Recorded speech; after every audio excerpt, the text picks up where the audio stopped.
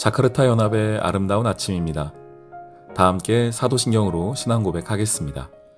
전능하사 천지를 만드신 하나님 아버지를 내가 믿사오며 그 외아들 우리 주 예수 그리스도를 믿사오니 이는 성령으로 잉태하사 동정녀 마리아에게 나시고 본디오 빌라도에게 고난을 받으사 십자가에 못 박혀 죽으시고 장사한 지 사흘 만에 죽은 자 가운데서 다시 살아나시며 하늘에 오르사 전능하신 하나님 우편에 앉아 계시다가 저리로서 산자와 죽은 자를 심판하러 오시리라. 성령을 믿사오며 거룩한 공회와 성도가 서로 교통하는 것과 죄를 사하여 주시는 것과 몸이 다시 사는 것과 영원히 사는 것을 믿사옵나이다. 아멘. 주여 보소서, 여기 검 둘이 있나이다. 족하다. 예수께서 나가사 습관을 따라 감람산에 가심에 제자들도 따라갔더니 그곳에 이르러 그들에게 이르시되 유혹에 빠지지 않게 기도하라. 하시고 그들을 떠나 돌 던진 만큼 가서 무릎을 꿇고 기도하여 이르시되 아버지여, 만일 아버지의 뜻이거든 이 잔을 내게서 옮기시옵소서. 그러나 내 원대로 마시옵고 아버지의 원대로 되기를 원하나이다. 천사가 하늘로부터 예수께 나타나 힘을 더하더라. 예수께서 힘쓰고 애써 더욱 간절히 기도하시니 땀이 땅에 떨어지는 핏방울같이 되더라. 기도 후에 일어나 제자들에게 가서 슬픔으로 인하여 잠든 것을 보시고 이르시되 어찌하여 자느냐? 시험에 들지 않게 일어나 기도하라. 말씀하실 때 한 무리가 오는데 12 중에 하나인 유다라 하는 자가 그들을 앞장서 와서 예수께 입을 맞추려고 가까이 하는지라. 유다야, 네가 입맞춤으로 인자를 파느냐?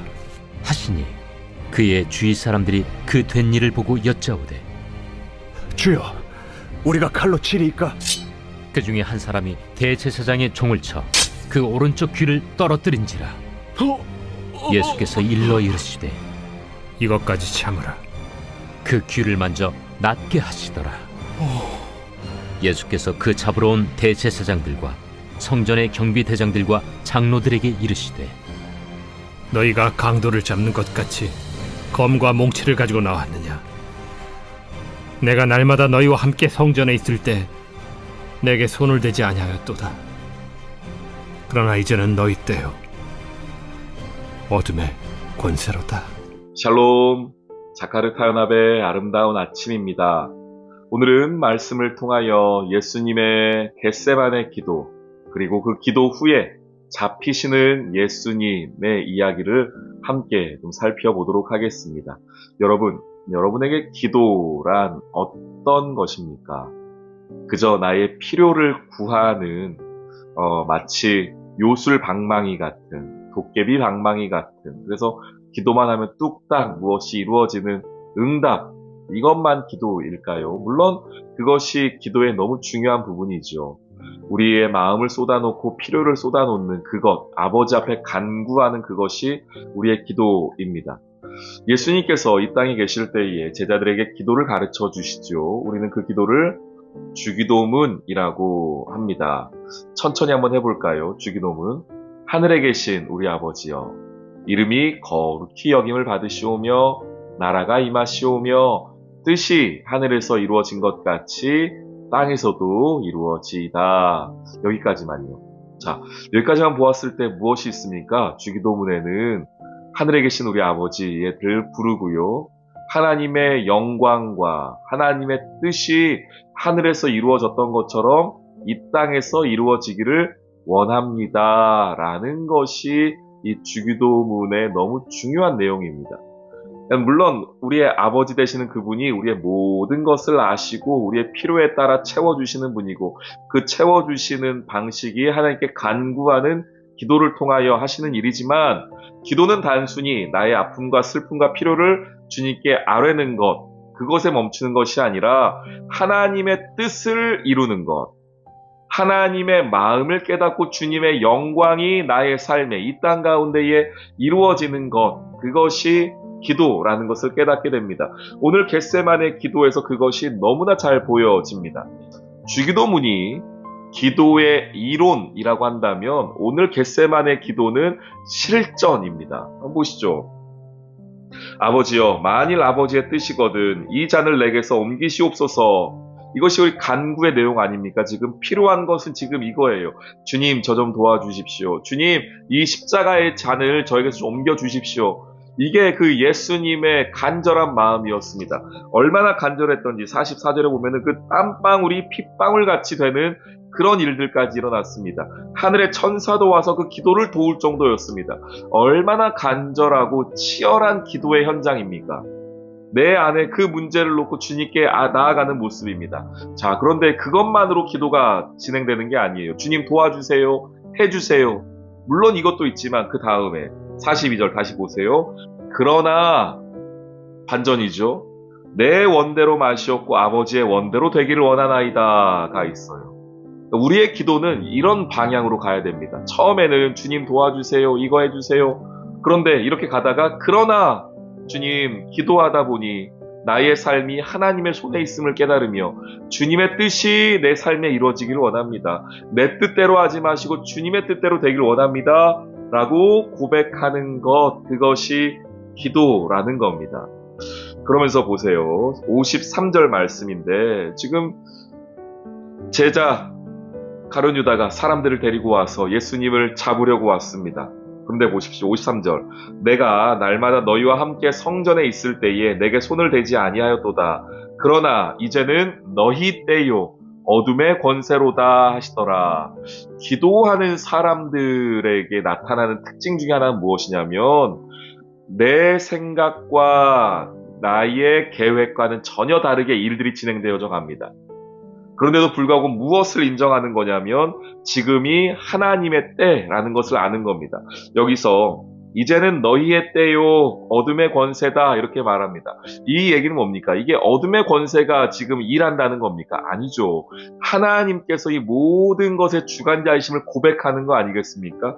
너희는 너희의 때라고 생각하지만 어둠의 권세의 때라고 생각하지만 그마저도 하나님께서 허락하셨기 때문에 너희가 나를 잡을 수 있는 거다. 너희의 때다 라고 말하지만 실제로 이 고백은 하나님의 일하심을 인정하는 겁니다.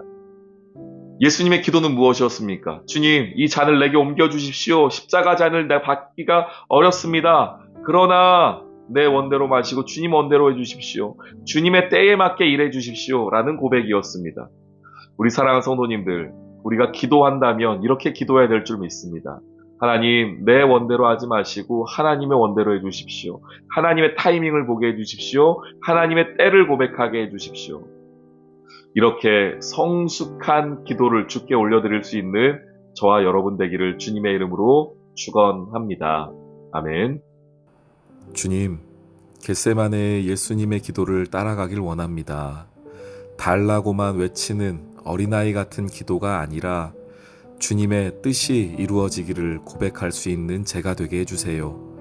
하나님의 때를 아는 지혜와 믿음을 주세요. 예수님의 이름으로 기도합니다. 아멘.